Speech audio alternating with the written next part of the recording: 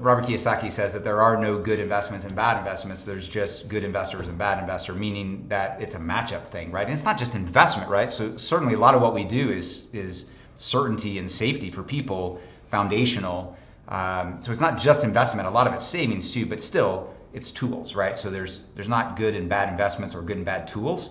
It's just a matchup, right? Is the matchup right? And the first thing to know whether the matchup is right or not is what's your goal? Like, we have to raise your financial education or at least awareness, right? Yep. So maybe a little bit about like the different sections of the book.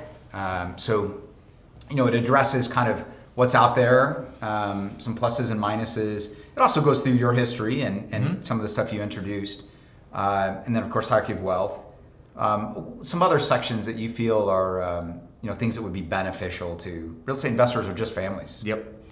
And you hit the nail on the head. I think that the book really starts off trying to get alignment with what you want out of life. Now, I think we're taught by the typical financial media, which includes financial planners, includes typical financial institutions, that you want to retire. So that's a big thing. That it's not that I have anything against retirement, but what I've discovered, again, this is just like our experience with a lot of different clients, a lot of different industries in different levels socioeconomically.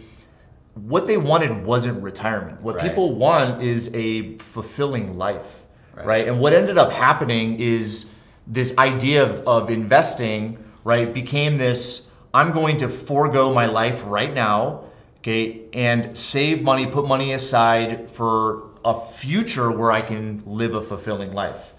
And what ended up happening, just because of human behavior, right, people get to retirement, right, and because they've done things for so long, they won't spend their money, they won't do the fulfilling things, right, and they could have done it throughout their life. So I think one of the fundamental things that we start with in the book is defining what is a fulfilling life for you. What do you really want? Real estate is a tool.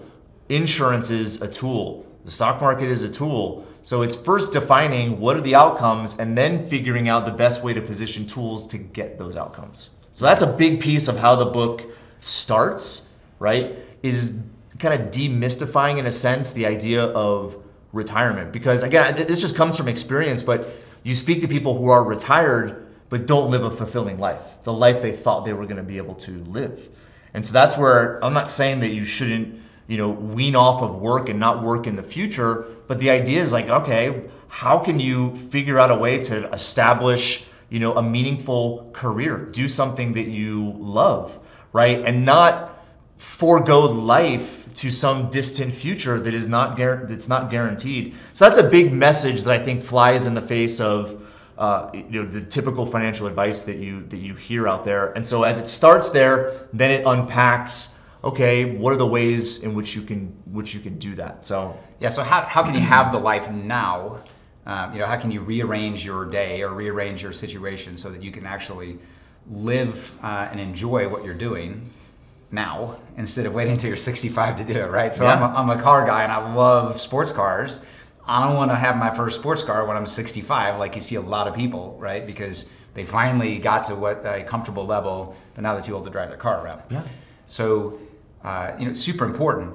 And how do you do that? How do you, what are some tools to rearrange your, let's say that you're a highly paid engineer, scientist, doctor, and you're W-2, you're paying a lot of taxes, and you're really beholden to whatever they say to do. If you got to work the weekends, you got to work shift work, like you're just kind of stuck in that. And maybe you really do like being, let's stick with doctor, and you really do like being the doctor, right? You love helping people.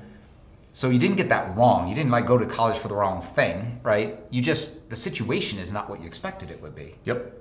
Right? So the idea is, whether, for those who have paid, cash flow 101, it's kind of like the profession you don't want is the doctor profession, right? You want lifestyle, you want the teacher profession. And I'll explain that in just a second. But the idea, right, is financial independence. We define that pretty well. And it's not like we have this absolute formula where you're either financially independent or not. What we've tried to do is gain consensus just based on the breadth of experience working with thousands and thousands of clients, right? What puts a person in that financially independent mindset, right? So we've discovered that kind of right in the middle of that bell curve, right, is when you have investments that produce cash flow, but they're investments that you understand, that you've obtained education, you have control and understand, like, okay, if things go this way, things go that way, I know what to do, right? So cash flow coming from those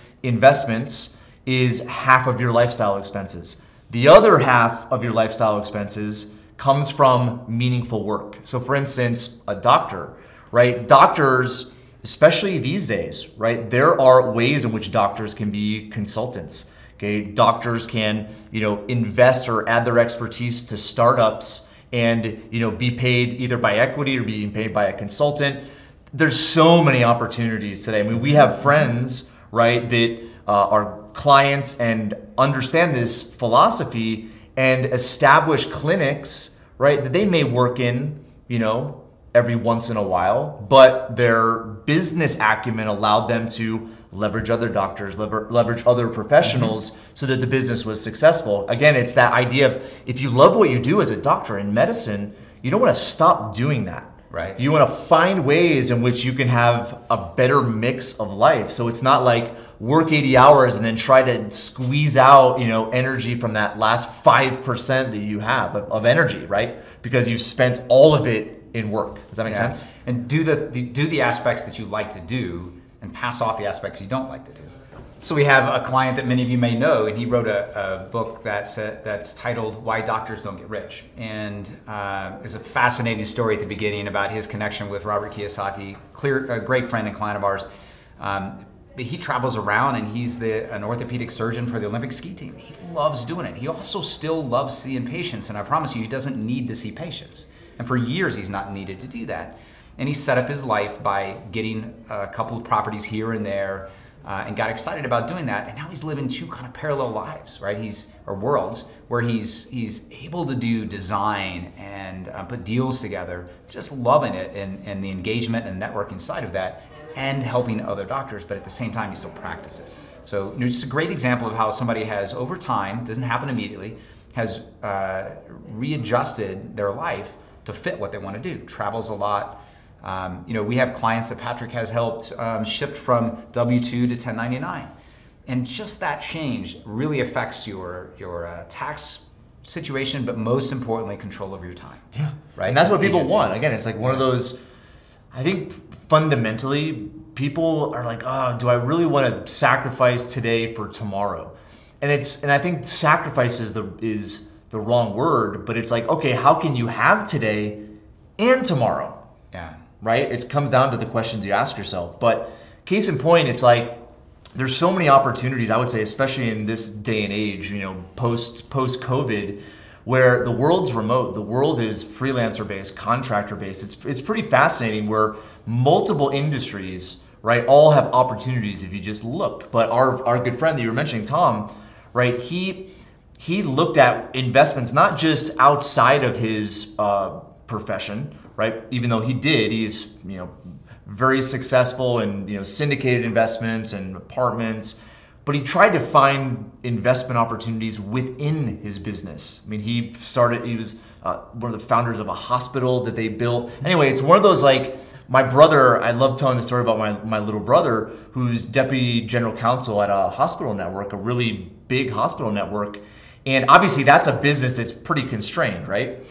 At the same time, like, he found opportunities outside, right, to consult, be on the board of different, he's in the medical field, but different opportunities, right, that would leverage his expertise, right? So he's finding opportunities outside, right, his core W-2 income, but leverages what he loves to do. Does that make sense? Yeah. So it comes down to, like, all right, the outcome is what's most important, and then the means to get that outcome is what we're referring to.